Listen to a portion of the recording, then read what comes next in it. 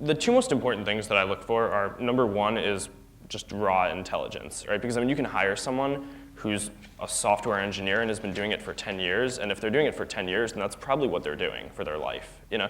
And I mean, that's cool, but there's some things that that person can do, and they're definitely useful within an organization and can do a lot of stuff. But if you find someone whose raw intelligence exceeds theirs but has 10 years less of experience, then they can probably adapt and learn way quicker, you know, and within a very short amount of time, be able to do a lot of things that that person may never be able to do. And so I think that that's the most important thing that I look for.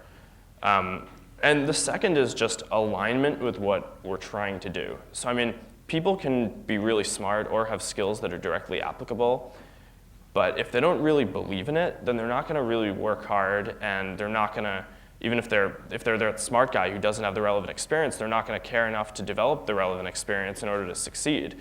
So I mean, I think that the best people who I've hired so far have been people who didn't really have that much engineering experience. I mean, I hired a couple of electrical engineers out of Stanford to do programming stuff, and they had very little programming experience going in, but just really smart, really willing to go at it. And I mean, the guy who just wrote photos was one of those guys. And I mean, if you're willing to just go and do whatever it takes to get photos out, then you know you're probably more valuable than someone who's just a career software engineer. So those are the things that I'm looking for and why I would rather recruit people out of college.